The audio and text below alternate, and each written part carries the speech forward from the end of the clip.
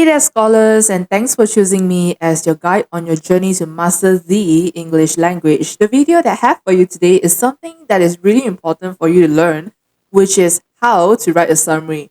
Now, I know this is not something that is tested in your SPM, but if I'm not mistaken, students from Chinese independent schools and maybe even international schools, you are tested on your summarization skills, right? But I don't know, I'm not really sure, but I'm sure that someone who is listening to this video is bound to learn how to write a summary, and that's why you're watching it. Anyways, welcome. All right, for starters, what exactly is a summary? A summary is where you have to shorten a piece of writing or text you have read in your own words. It is used to inform readers about the main ideas of a text or passage. One major thing you must remember about summaries is that you must never, ever include your personal opinions about the text you are summarizing, okay? Now, some of you may be thinking, teacher, a summary is like basically just shortening text. It won't be useful for us in the long run. There's no point for us to learn how to write a summary. Now, let me stop you right there. I'll have you know that summaries are equally important as knowing how to write essays. And let me tell you why.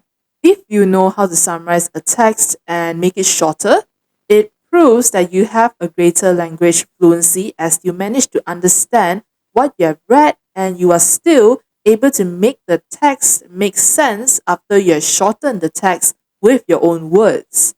Not to mention, when you're able to pick out the points correctly, it shows that you know how to distinguish, how to tell the difference between the main points, elaborations, and examples, which, by the way, you should only ever include the main points. You can leave the elaborations and examples behind when you are summarizing, it's okay.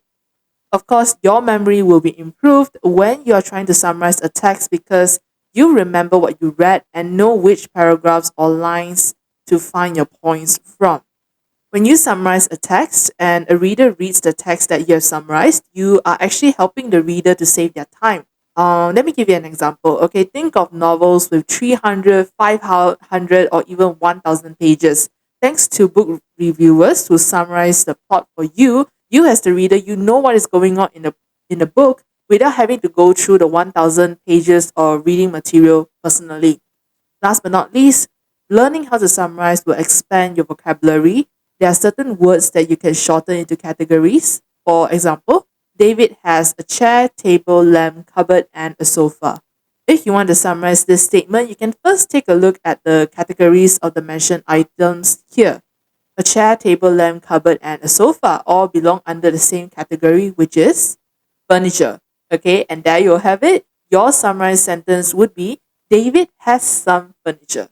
Okay, see, from that many words, it becomes 4 words.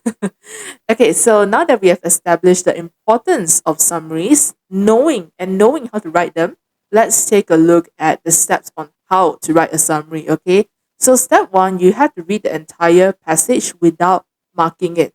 Okay, so basically it's just the normal reading. Your main focus here is to understand what you are reading. Okay, and number 2, read the instructions. For students who have summaries as a part of the examinations, you have to read the instructions to know what kind of main points you are looking for and also the word count. Step 3, read the entire passage again and mark the points. Okay, usually I would advise my students to do it twice. The first time is to mark the points, and the second time is to double check whether you have marked all the points, all the relevant points. And step 4, of course, it goes without saying that you have to make sure everything is nice and tidy and not all over the place. So you must organize your points and your ideas properly. And step 5 is when you are starting to write your summarized piece. Okay. And last, your step 6, you have to double check your work for your spelling, your grammar, and of course the length of the summary to make sure you do not exceed the word count that is given to you in the instructions. Okay. So it is really important. Okay, so I usually have my students to only start their word count after they have finished writing out the summary, because if you are reading and counting the words at the same time, personally, I feel like it will be super distracting for you because, for your exams, you have a limited amount of time to complete your summaries and your essays. So the best method for me to the best advice I have for you is to finish writing the piece, count the words, and if it exceeded the words, only then you read through your text one more time and cross out even more words that you find that are not that relevant in your summarized piece. Okay, do not count and write at the same time, because I kind of feel like it would be very distracting for you, because you wouldn't be concentrating fully on what you are writing when you are summarizing. So these are the steps. Okay, easy peasy, right? It's almost the same as reading, just that you have an additional couple of steps, which are you need to mark the points, write down the summary, and double check what you have written. Okay, some other tips of writing a summary for you. Number one, you must remember that a summary is always a paragraph, and if you're writing a summary for an examination, be sure to always read the instructions for the word count, like I said earlier. And you can always begin your summary with a short introduction. Sometimes you are given the introduction in your exams, in the instructions, and you can just copy that, it's fine. You also need to learn how to tell the difference between the major and the minor points. Okay, basically, what are the points, elaborations, and examples? And do not include the minor details, minor points, such as the elaborations and the examples. Okay, just main point, straight to the point. Don't beat about the bush. Okay, and although let's see next you also need to pay attention to transition words such as but, however, and although, because it is these kinds of transition words, they can make certain sentences have an opposite meaning. Okay, so let me give you an example. David is a kind boy, however, he is often late to school. See what I mean with this sentence? If, like, the summary is asking you to talk about David's personality, you cannot mention the latter part of the sentence where he is often late to school. Okay, because that is irrelevant information and is also a negative trait of his. If the summary's instruction is asking you for David's positive traits, you can mention David is a kind boy. You cannot mention he is often late to school, because that is not a good thing. Okay? So last, when writing a summary, please make sure that your points or ideas are organized and are not all over the place. Okay, this is a given. And yay, we have come to an end of the video. I hope by now you have a crystal clear understanding on how to write a summary. Okay, but before I end this video, or before you click off this video, let's give you a quick quiz first, okay, to assess whether you fully understand what you have just learned. Okay, so please pause this slide to read. Please pause the video to read and answer these two questions. Okay, number one, what are the steps of writing a summary? And number two, summarize this passage. What are the benefits of reading? Okay, so this is a text that is written by me. Let me read it out loud for you first, okay, before I let you do the summary on your own.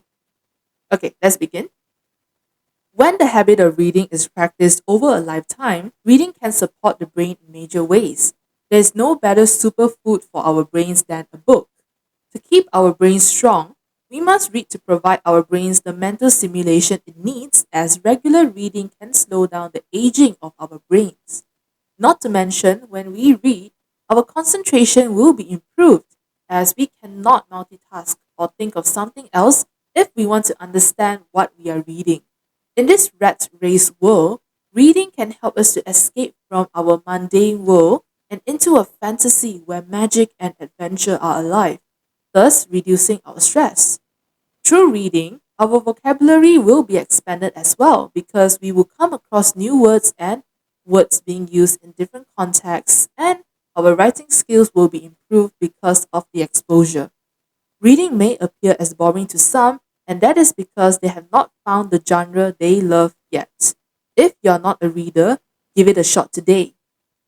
Okay, so now I would like for you to write down your answers in the comment section, and I will go through it. That's all I have for you today, scholars, and as usual, leave a like and a subscription behind, and I'll see you in my next video. Bye!